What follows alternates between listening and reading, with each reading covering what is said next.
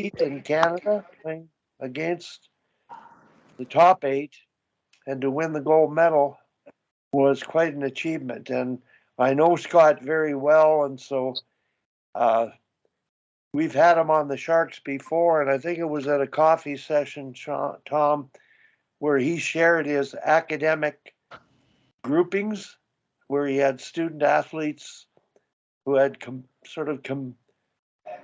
common classes together and breaks or spare time together, where they would became academic teams. So he created academic teams and they competed all year to keep track of their progress at school.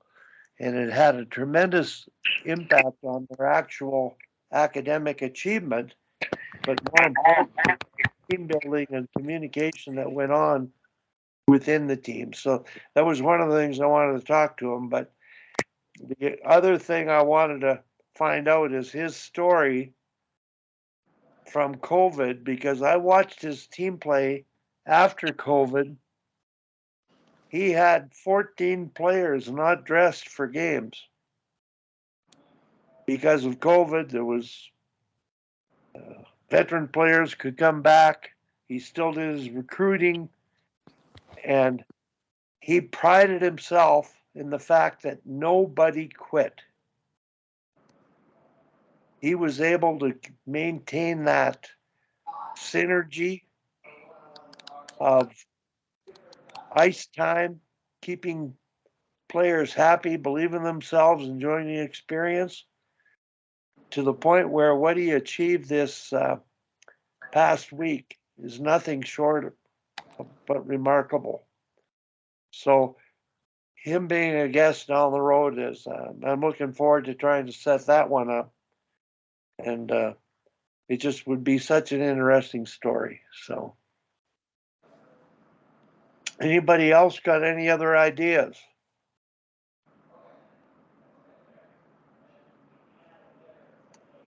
I took that thing and I implemented at SATE.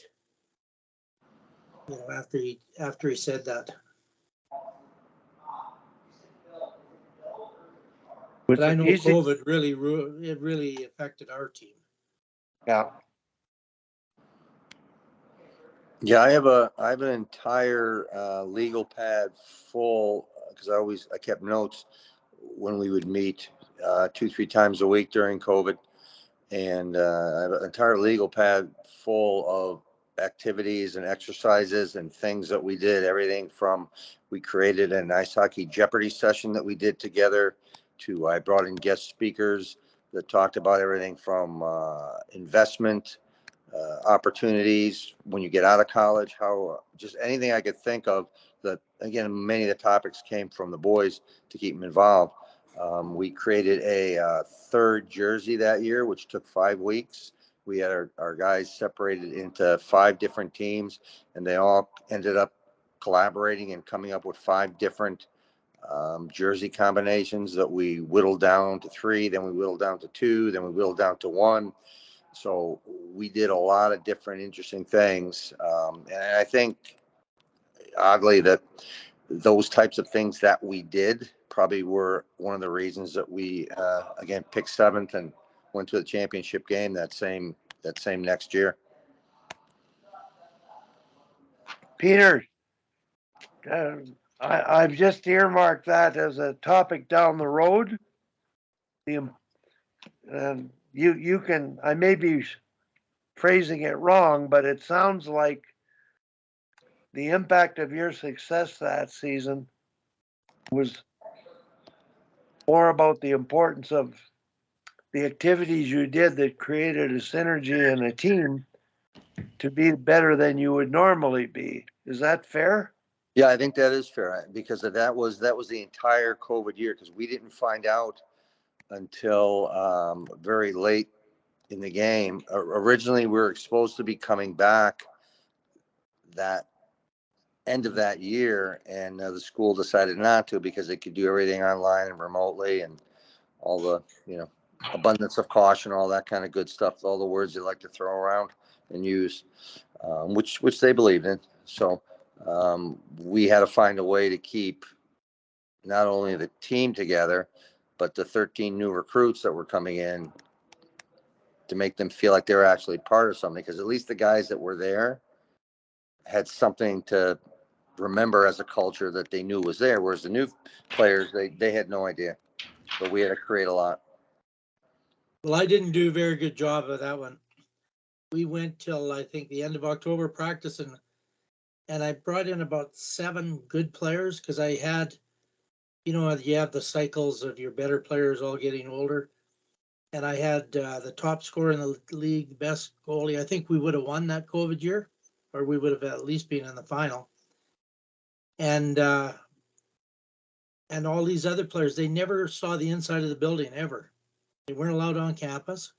They never saw the arena, and when we got shut down,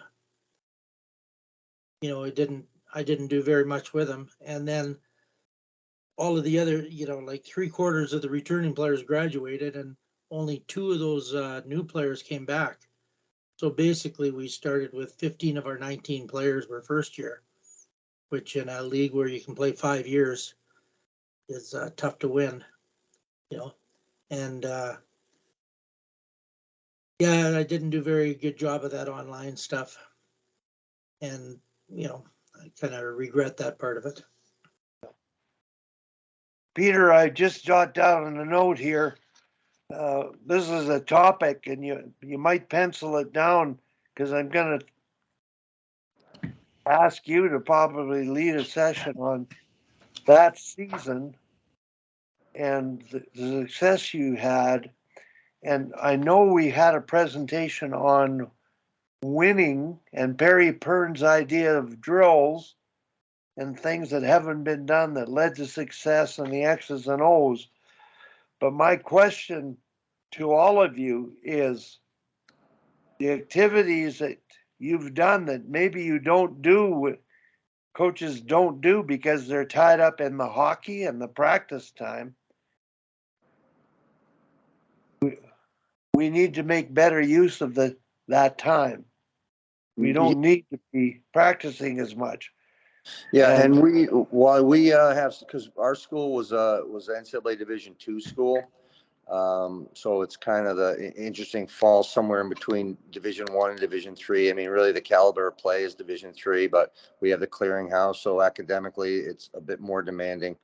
But they actually have nationwide contests for community service, and our little small school in Connecticut, which under 1,000 students. Our hockey team actually led all teams in the nation that year. Prior to that, when we could actually do community service, in community service. So I agree with you that I really feel like the things you do away from the ice are not really taken advantage of to the point where you can create a certain culture. And again, if I care about you, I'm going to play for you. And I think that's something that I'm not saying everyone can do it, but at least at the university level, I think it's really important because there's so many distractions and so many ways those guys and gals I think can go. Peter, it's amazing when you said the word community service, community. Early in COVID, I got a hold of Howie Draper, who is head coach of the University of Alberta women's hockey program, won numerous national championships. And Howie was a part of a university that initiated the mission statement activity with its sporting groups, particularly hockey. So on the men's side, they won numerous championships. And the culture that they create with their hockey program is really why they've been successful. And when looking for something to do during COVID, I decided to call lots of coaches and presidents and leaders of organization groups to do the mission statement exercise with me to try to promote its merit and implementation. So I did it with Howie, and I knew he had done it before. And the question that the exercise begins with is everybody has to write down 3 things they want to accomplish this year. And it's COVID season, so I'm talking to Howie and I asked him, what do you as a coach or you and your staff as coaches want to accomplish? And he says, Wally, we've already done that because they do the exercise. So he said the 3 things we came up with as a staff. Number 1 was personal improvement as coaches to get better. Number 2, player/student improvement. Number 3, community. That's all he put down. So what you've said, community service, it resonates with me more than it would to most people because here you've got a winning coaching school that walks the talk and the way it does things. And they're an excellent academic school, but they also are concerned about the student athlete and them becoming better people. So I really think that we've got another good topic to go on, Peter. And COVID it was an opportunity which some people have taken advantage of to really be able to get into those things. And you seem to have done a pretty remarkable job of it. And I'm sure you could describe some of the activities in more detail. And editing that and sharing it with the hockey community, they would take away a lot of ideas where instead of having 5 practices a week, they might give up one and dedicate itself to these exercises. I think we underestimate the value. So Yeah. whether Yeah. I mean, talent without a positive culture, I think always underachieves.